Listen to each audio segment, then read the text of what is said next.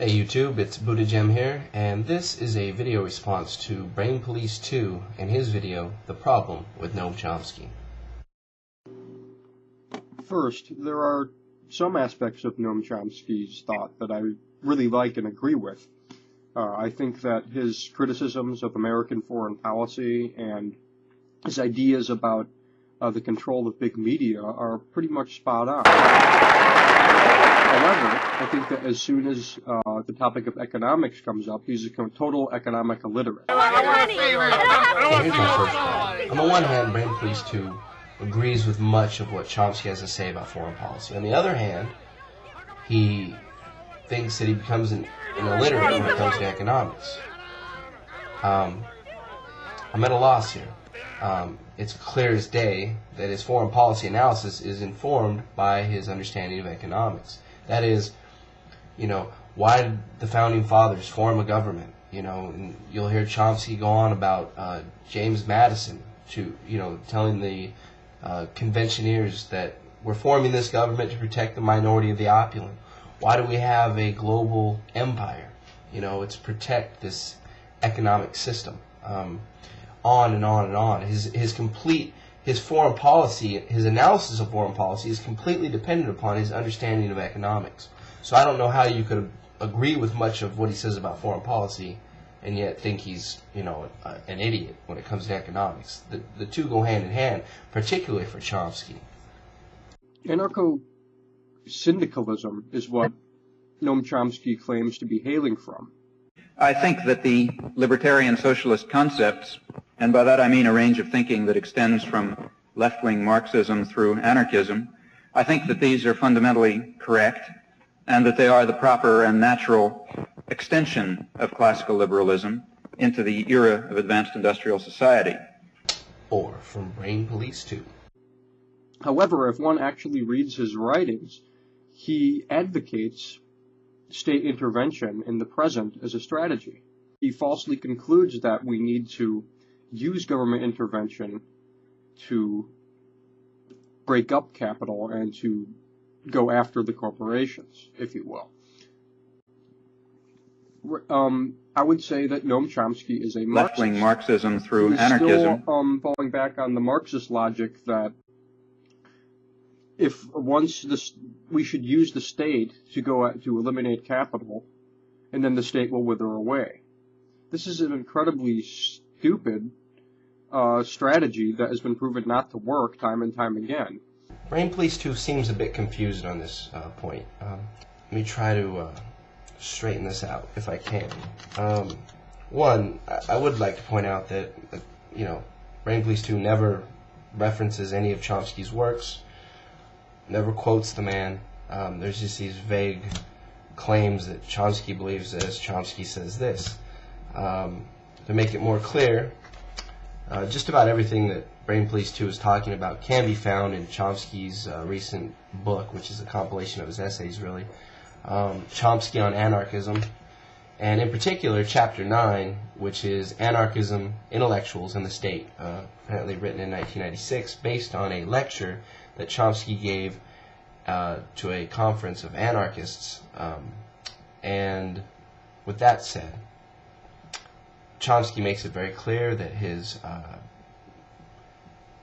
strategy of using the state to dismantle private corporate power isn't the only strategy, but it is one without drastic institutional change. He makes that pretty clear. It's one possible strategy. Furthermore, nowhere in Chomsky's writings does he ever make the claim that once we use the state, if that's the option or strategy we choose, if we do use the state to dismantle private corporate power, will the state just wither away? Now, Brainpolice 2 goes on to say how stupid that is, and yet Chomsky's never made that claim.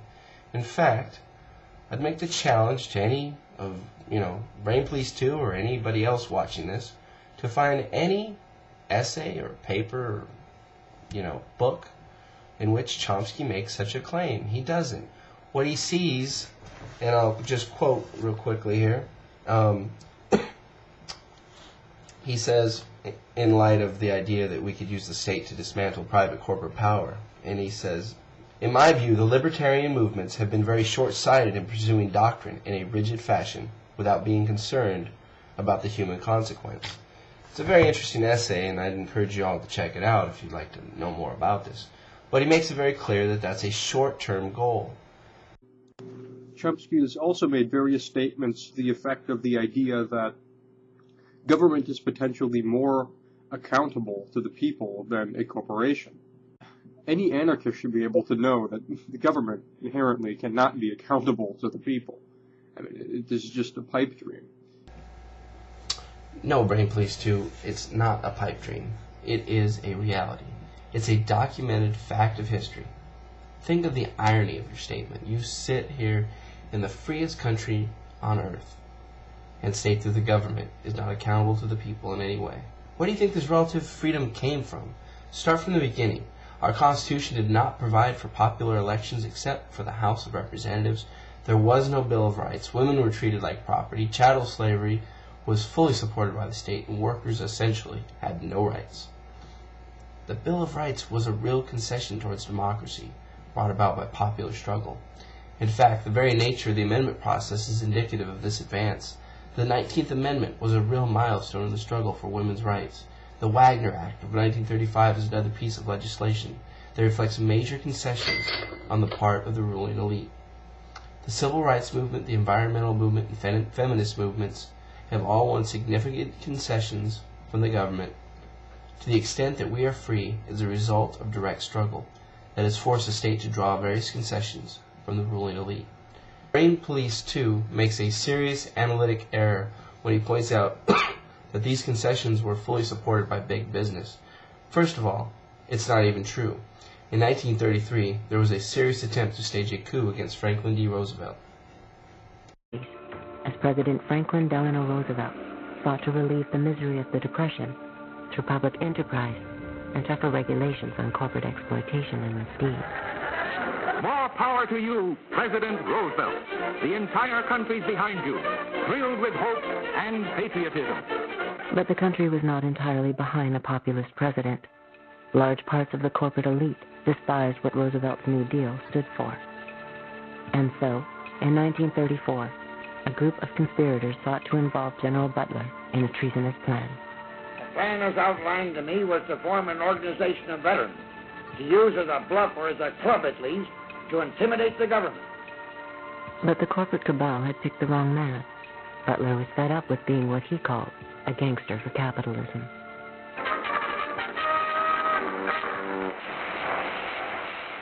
I appeared before the Congressional Committee, the highest representation of the American people, under subpoena to tell what I knew of activities, which I believe might lead to an attempt to set up a fascist dictatorship.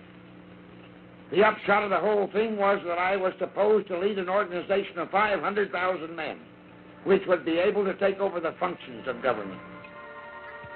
A congressional committee ultimately found evidence of a plot to overthrow Roosevelt. According to Butler, the conspiracy included representatives of some of America's top corporations, including J.P. Morgan, DuPont, and Goodyear Tire. So they learned to co-opt and make concessions. The feminist battle against patriarchal militarism did not lead to an end of militarism. It led to female generals. Concessions are made, but on terms of those who control the power structure. The concessions are real, however. Consider that in 1939, 2/3 of American senior citizens lived their golden years in cold, hard poverty. Just a decade later, that percentage was down to half. By 1959, it was only 1/3. Today, the number is less than 10%. Social Security led to a real change in people's lives.